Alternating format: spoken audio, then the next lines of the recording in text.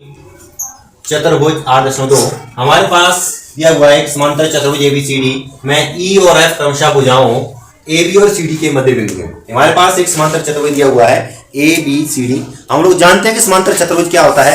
ऐसा चतुर्भुज जिसकी सुमुख भुजाएं समांतर हो और सुमुख भुजाएं बराबर हो। इसका मतलब ये हुआ कि भुजा ए डी जो है भुजा बी सी के बराबर होगी और समांतर भी होगी। भुजा ए बी जो है वो सी डी के समांतर भी होगी और बराबर भी होगी। ठीक है, बात समझ रहे मेरी। देखो ए बी जो है वो समांतर होगी सी डी के और बी सी जो है समांतर होगी ए डी के। ठीक है, क्लियर बात हो गई। और हमें सिद्ध क्या करना है, ए एफ और ई सी विकर्ण बी डी को समत्रिभाजित करते हैं। हमारे पास दिया हुआ है कि एफ जो मध्य बिंदु है सी डी का, ई जो मध्य बिंदु है ए बी का। हमने प्रूव करना है कि ए एफ ये वाली रेखाखंड और ई सी या सी ई जो है वो विकर्ण बीडी को समत्रिभाजित करते हैं। मतलब ये हिस्सा जो है इस हिस्से के बराबर होगा और ये हिस्सा इस हिस्से के बराबर होगा। इसका मतलब ये होगा कि ये तीनों हिस्से आपस में बराबर होंगे। ठीक है, अब हम लोग करेंगे प्रमाण को चलेंगे।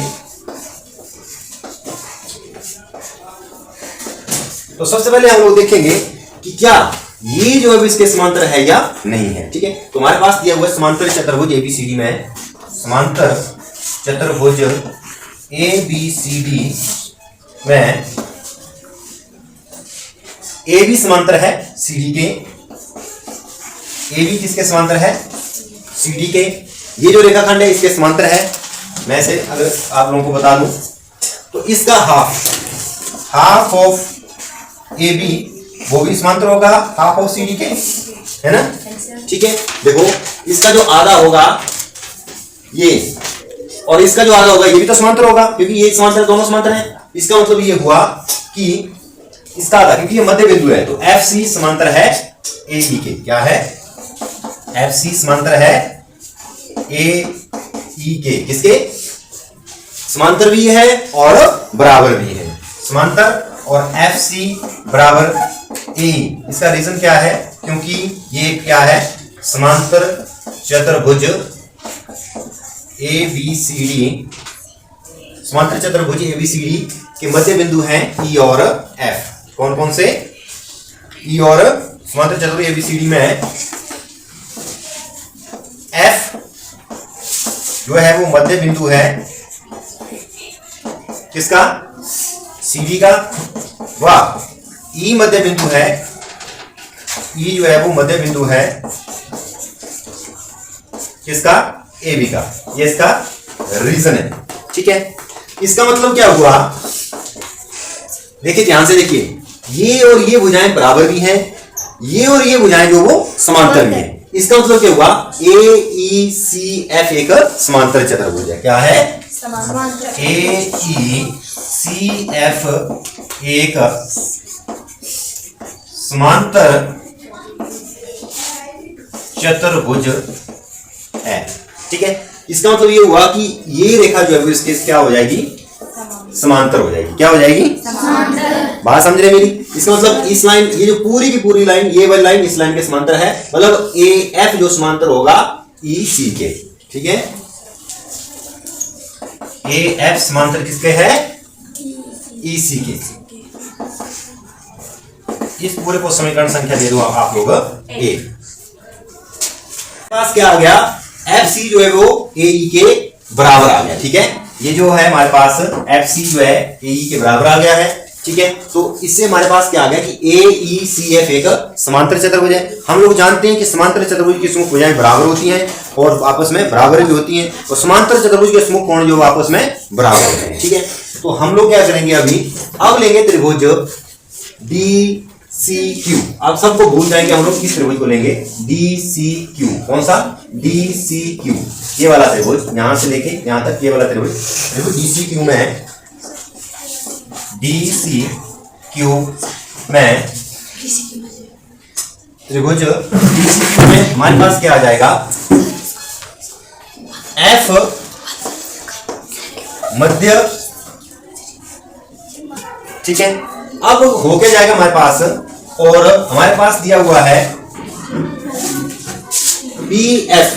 ठीक है, इस बिंदु का नाम पी है, पी एफ समांतर है किसके, क्यूसी के। ठीक है, तो मध्य बिंदु प्रमेय से हमारे पास क्या हो जाएगा, P मध्य बिंदु DQ का होगा। साथ में हम लोग रीजन देंगे मध्य बिंदु प्रमेय, ज्ञान रीजन देंगे मध्य बिंदु प्रमेय से। देखो अगर ये जो है मध्य बिंदु है DC का, तो P जो मध्य बिंदु हो जाएगा DQ का।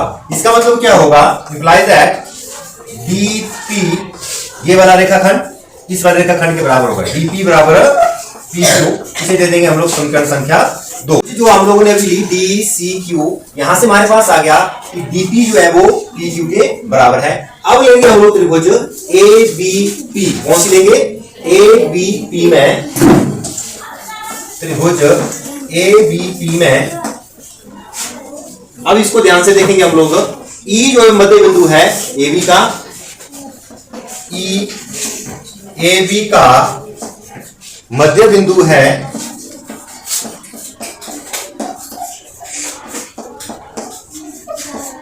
और EQ जो समांतर है AP, EQ समांतर है AP के, ठीक है।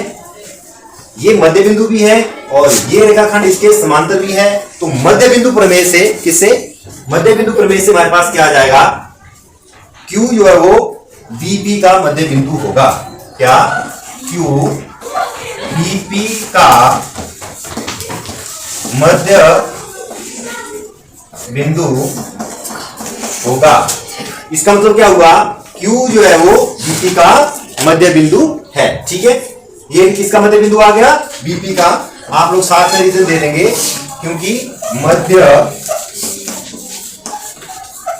बिंदु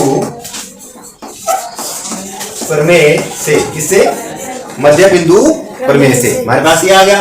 इसका मतलब क्या हुआ, जब ये इसका मध्य बिंदु है इस रेखाखंड का, इसका मतलब BQ जो है वो PQ के बराबर आ जाएगा। BQ बराबर किसके बराबर आ जाएगा, PQ। इसको दे दो समीकरण संख्या 3। इसको दे दो समीकरण संख्या 3। अब समीकरण संख्या 2 में हम लोगों ने प्रूव किया हुआ है ऊपर वाले से कि PQ जो वो DP जो है वो PQ के बराबर है। और अभी समीकरण संख्या 3 में हम लोगों ने प्रूव किया कि BQ जो है वो PQ के बराबर है। इसका मतलब कि ये इसके बराबर है और ये इसके बराबर है। समीकरण 2 व 3 से, समीकरण 2 व 3 से DP बराबर PQ बराबर QB। इसका मतलब ये हुआ कि ये हिस्सा इसके बराबर है और ये हिस्सा इसके बराबर है, जो कि हमें सिद्ध करना था। इति सिद्धम। Thanks for watching. Please like, share and subscribe my YouTube channel BSc Guruji.